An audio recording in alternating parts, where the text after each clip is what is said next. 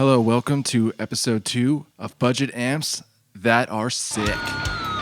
Now, this amp doesn't quite fall into the credentials of my previous video. However, spoiler alert, I only have 2 amps. So this is a very short series. If you're an amp manufacturer and you'd like me to make a video on your amp, hit me up because I want to make more videos. This is a Peavey JSX. This is my Peavey JSX. I bought this thing new like a million years ago for $1,300 and it's awesome. I love this amp and I've had it for a million years because I love it and because it's awesome. So why is this episode 2? That's because I did see one of these on Reverb for $350. It was broken. So if you can fix amps, you could get one of these for $350. If you know an amp tech, you might be able to get one of these for like $500. I saw working ones on Reverb for like $600. Now this thing can hang with the JCM 800, a Peavey 5150, or a Mesa dual rec all day. This is 3 channels, as you can see. Noise gate doesn't do anything. The fat switches, they don't do anything, but it does have presence and resonance, and they do something. So I'm not gonna dial the amp around too much. I'm happy with these tones, they're pretty cool. I might make some tweaks here and there if it really needs it, and I don't plan on showing you the clean tone. I'm just gonna let you know it's very dry. It's not that great, to be honest. I don't really use it. I prefer the Axe effects for my clean tones. If I was gonna use a tube amp, I would use a Fender for the clean tones. That's not to say that that's the only amp that has good clean tones. I like Fender style clean tones. This doesn't do a Fender clean tone. I'm not gonna showcase it because that's not what this video is about. I just wanted to showcase some tones. I'm gonna use all these different pedals. We'll run through with the crunch and the ultra channel with both pedals in like somewhat the current setting that it's in and check it out. So let's get right into that. First off, the metal zone is in the same setting as in episode 1 when I used it as a boost for the first time, like literally ever. I was blown away by how cool that could be, and it works with that amp. Now I'll let you know my thoughts. Let's see what it does.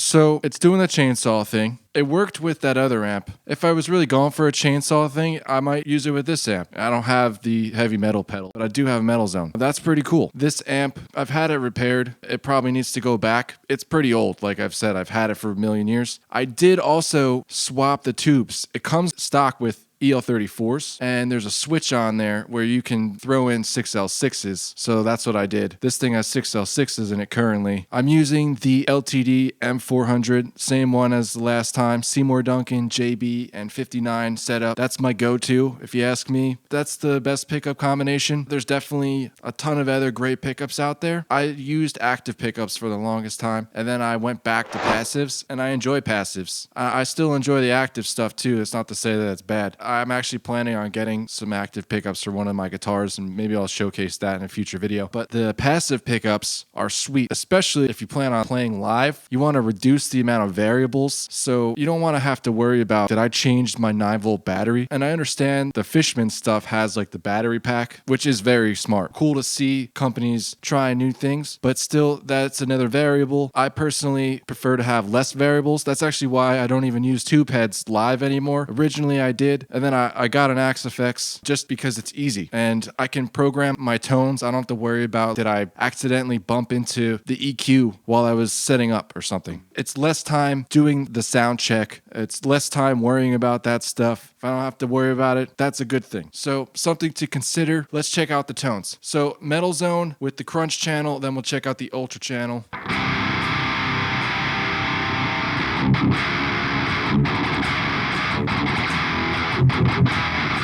Yeah, like I said, does that chainsaw thing. Let's check out the ultra channel now.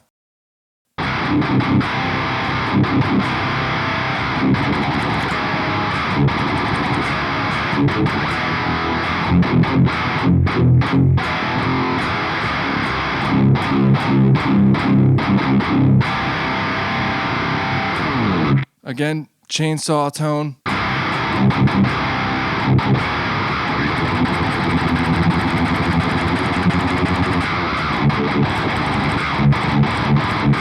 You know, I actually kind of look at the crunch as more of a Marshall thing and the ultra as more of a rectifier thing. They're obviously not exactly either one of those things, but if you are aiming in that direction with those channels, you'll get a cool sound. Something to consider when you're trying to dial in your amp at home. If it's like something, listen to some examples of that actual amp sounding sick, and then listen to your amp and try and dial it in towards that sound, so you have a ballpark idea on where to land. Now, I've heard enough of the Metal Zone on this amp. It sounded really sick on the Spider Valve amp. I will definitely be considering this pedal for that, but let's check out the Blues Driver now and let's see what that'll do.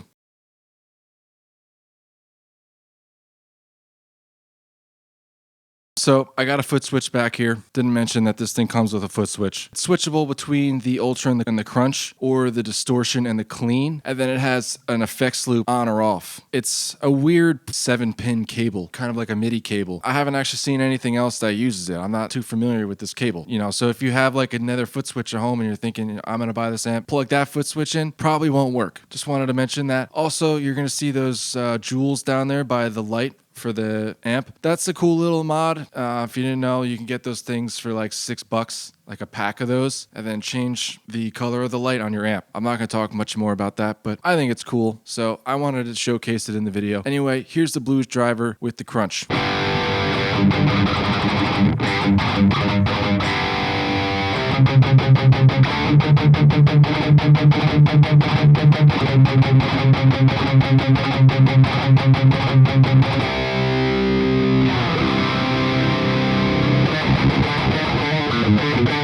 Yeah, earlier I said something about how this is kind of like Marshall. I'm not hearing that. I am hearing 5150 though.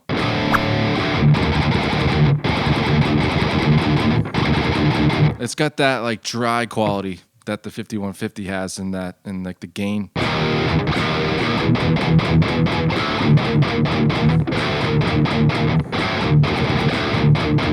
Let's turn the gain just a little bit up on this channel real quick.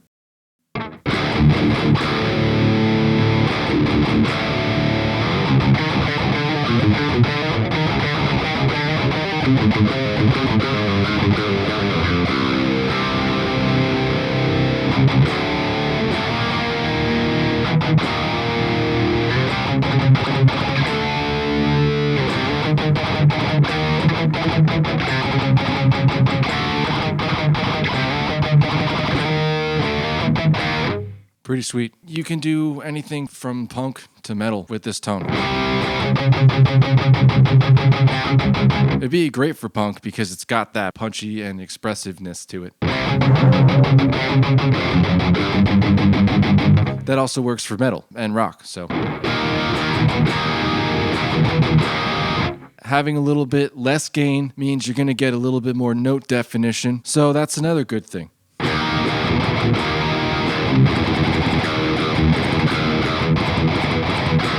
Yeah, also, I mentioned it in the last video, I love the Blues Driver. That thing's awesome. Definitely don't sleep on the Blues Driver. That thing needs to be, like, respected. I don't know. I love it. I don't know what else to say. So I'm just going to move on because I'm rambling. Okay, so this is the Ultra channel now.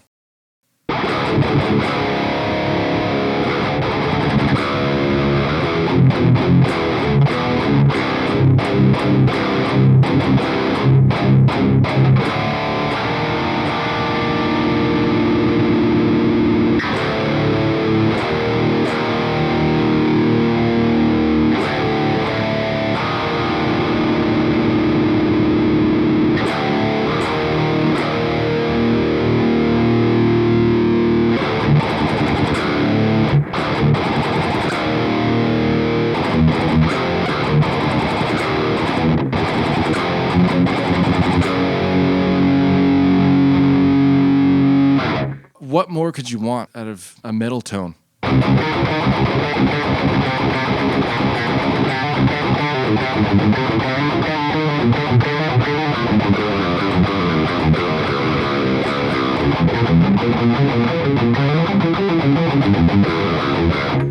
It would probably help if I warmed up before I tried to play the guitar. Let's move on to the next pedal.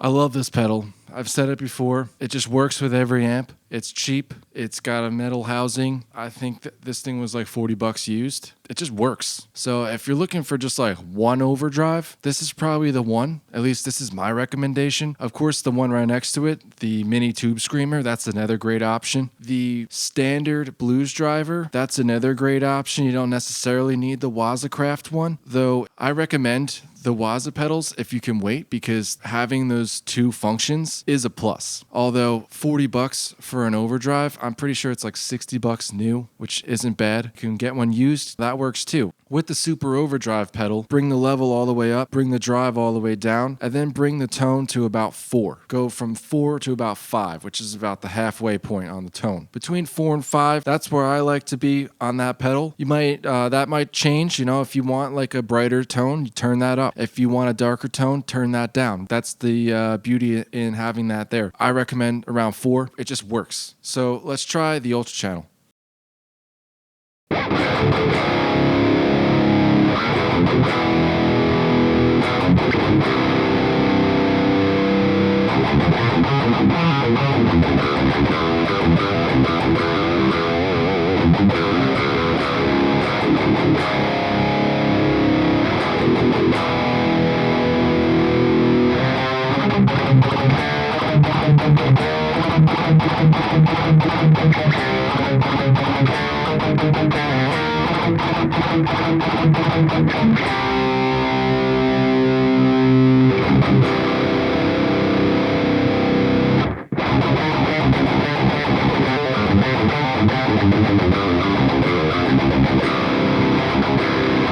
It does big chords. It does the single note stuff. It's just cool. Like, this amp is awesome. If you're looking for a tube head that does a modern high gain metal thing for $600 used, like I just saw one online today, this is definitely a good option. So let's check out the tube screamer, because I know everyone probably wants to hear that.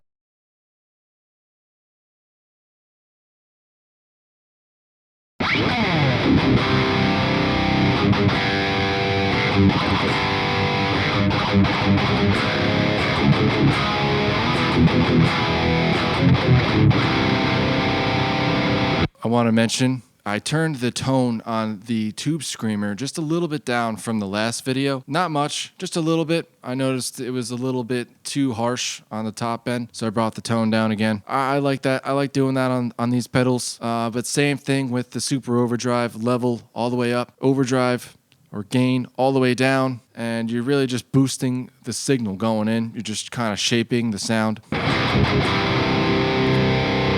That's a cool tone.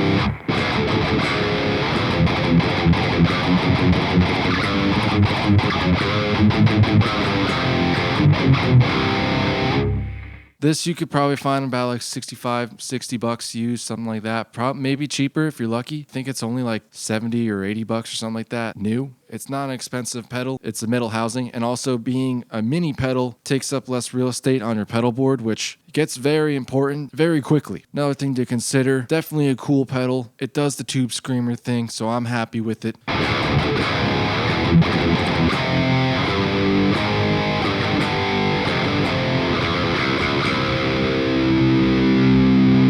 Let's check out the Ultra Channel.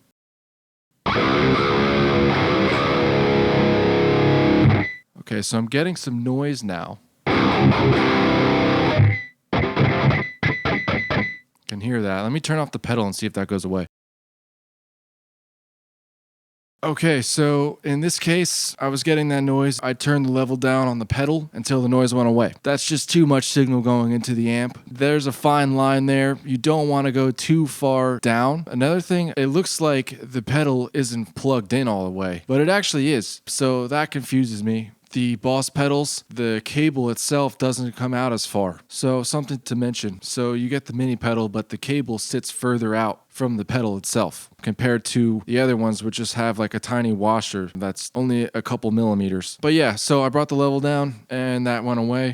You definitely don't want to bring it down too far or you'll lose all your tone.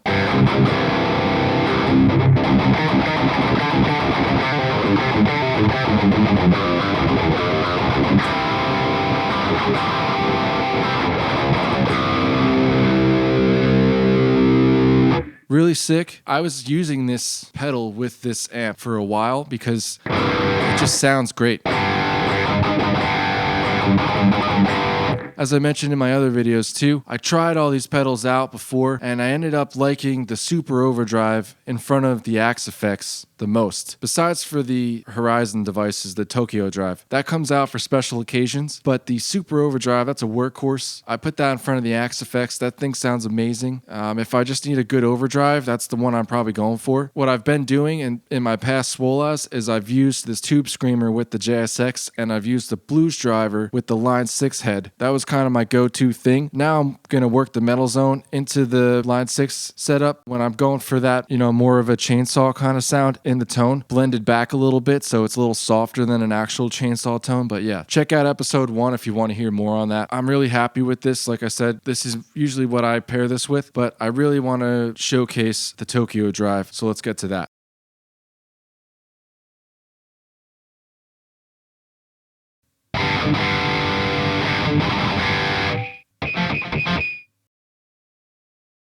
I can't read Japanese, but I've memorized what the knobs do. Attack, volume, brightness, and distortion, and then you have your gate. That's another thing. This pedal has a gate. Those other ones don't have a gate. You would need a gate on top of the pedal. I'm using a gate in the DAW, as I mentioned before, but having a gate on your distortion pedal is brilliant. Every gain pedal should have a gate, and a good gate. Especially if you're doing modern gain, you need to be on top of that stuff. So that's actually why I use the sidechain gate, because it is on top of that stuff. Though this pedal is also really great. I believe this is like an MXR style gate, so I don't have any MXR gates to demo. Hopefully in the future I can, but I'm pretty sure it's an MXR type gate. I think the Eddie Van Halen overdrive pedal also has that gate. Real sick. Yeah, that's also another pedal I'd like to demo one day. But so yeah, you got the attack. I have it all the way open. What I'll do is I'm going to keep it as a boost right now. I'm not going to do any like mid-gain stuff where I adjust the distortion. I'll check out the brightness just to dial it in a little bit as if I was dialing in a tone. I'm not necessarily demoing the pedal. If you want to see a full demo on the pedal, let me know. I haven't covered that too much in Pedalboard Preamp. I did do an overdrive episode. If you want to see that, check that out as well. I really would appreciate the support. Also, if you're enjoying the content, please consider subscribing. I'm making videos. I'm thinking about showcasing some mix ideas that I've picked up. There's a lot of cool ways to just hook up your equipment if you have like some different stuff. One way isn't always the best way either. Like you could try out different things and come up with something cool, or even just figure out a way to have all your stuff working at the same time and not have some things not be being used when in fact there's a way to integrate them into your setup.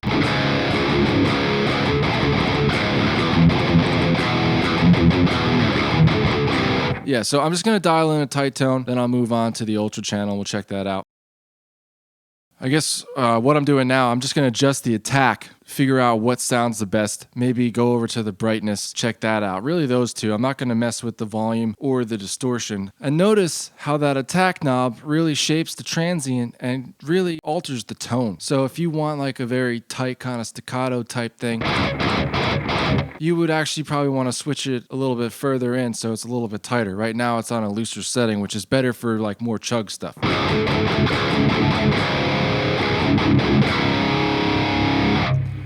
Where you don't want the gate as tight on your signal. So I'm going to go back to dialing that in and then we'll check out the Ultra channel. Yeah, as demonstrated in Pedalboard Preamp, where I talk about overdrive pedals, the bright knob on that pedal does a lot. When you go from like 6 all the way up, affects the volume too. So definitely be careful with that.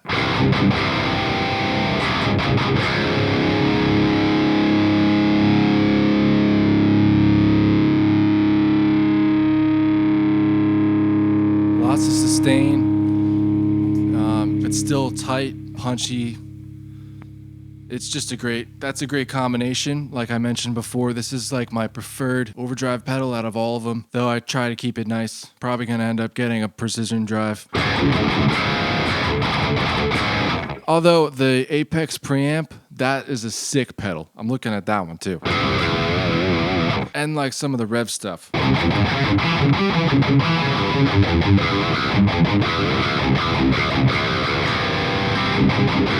Okay, let's check out the Ultra channel.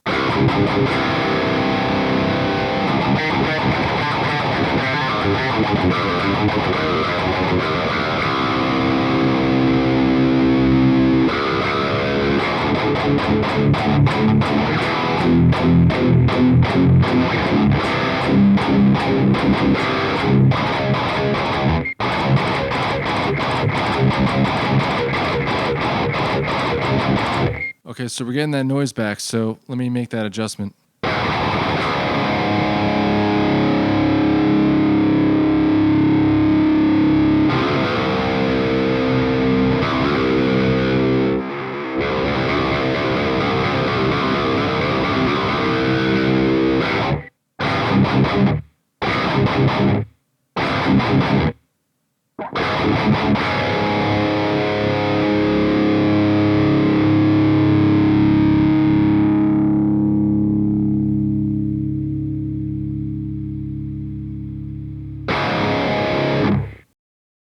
Okay, so I was just demonstrating just how good that gate is.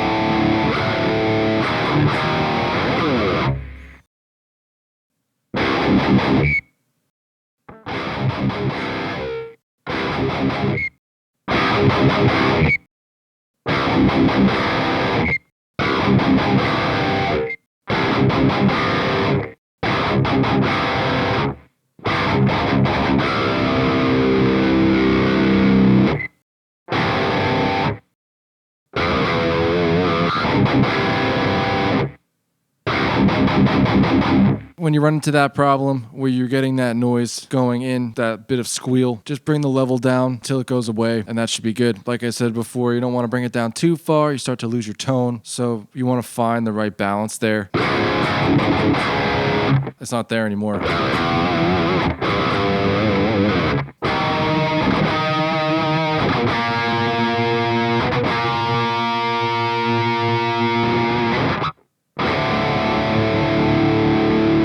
Okay, so that will conclude episode 2 of Budget Amps That Are Sick.